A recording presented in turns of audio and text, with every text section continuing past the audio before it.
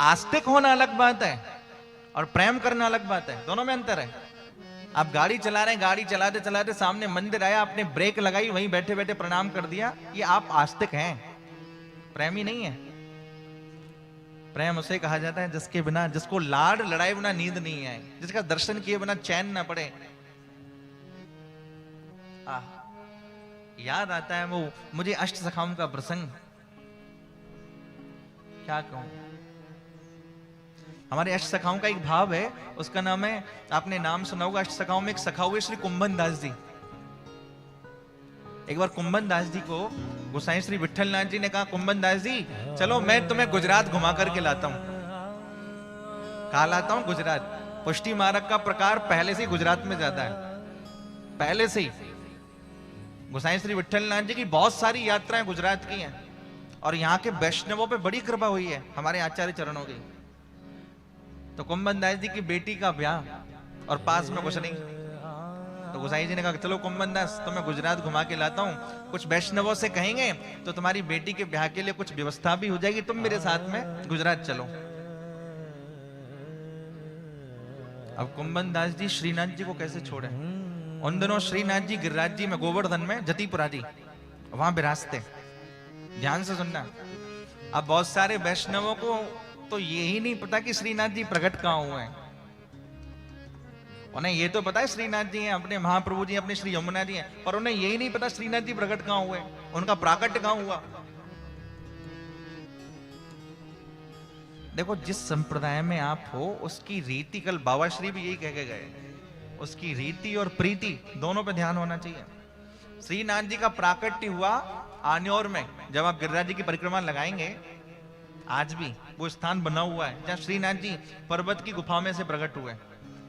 यहां राजस्थान में तो बाद में आए, मेवाड़ में प्रकट तो वहीं हुए।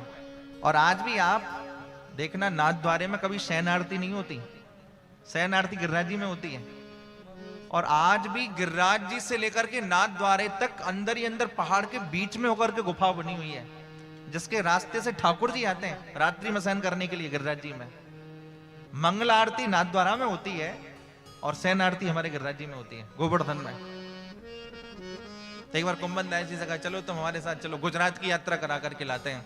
लेकिन कुंभन दास जी ठाकुर जी को छोड़ना नहीं चाहते हैं, क्योंकि ठाकुर के साथ में नित्य लाड लड़ाना, ठाकुर की नित्य सेवा करना, ठाकुर का नित्य बार बार दर्शन करना, ये वैष्णव का लक्षण है।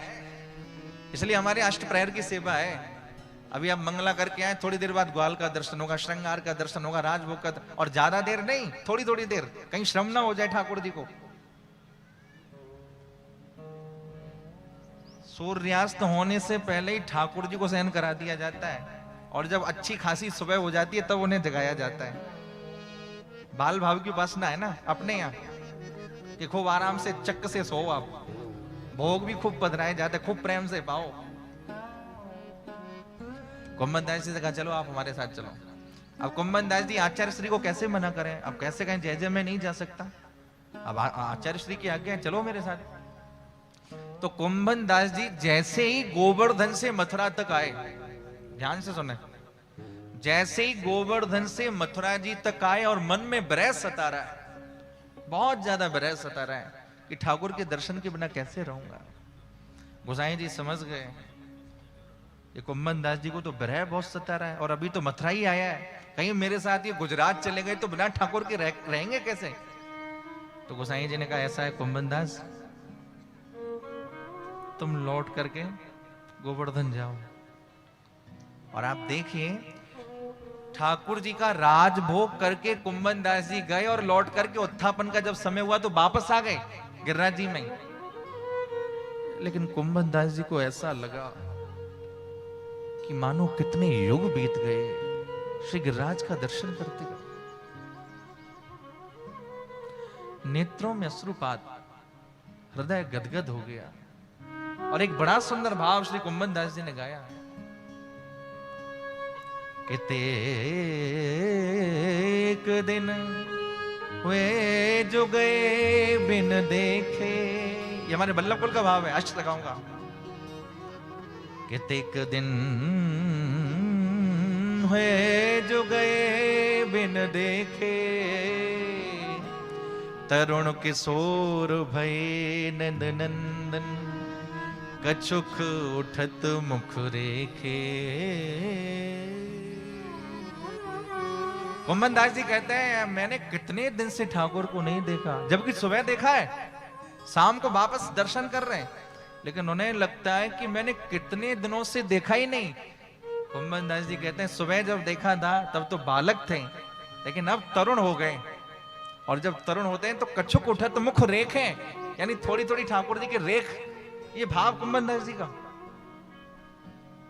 ठाकुर जी प्रकट हो गए, कुंभन दास जी को हृदय से लगा लिया और कहते हैं अरे कुंभना तुम मोकू छोड़ के कबो बाहर मत जाइयो। ब्रज भाषा में श्रीनाथ जी कहते हैं अरे कुंभना तुम मोकू छोड़ के कबो बाहर मत जाइयो। हम भगवान को याद करें ये भक्ति है साहब, लेकिन भगवान भक्त को याद करे ये भक्ति की पराकाष्ठा है। प्रेमी परमात्मा को याद करे एक साधारण सी बात है, लेकिन परमात्मा किसी प्रेमी की याद करके रो ये बहुत बड़ी बात है।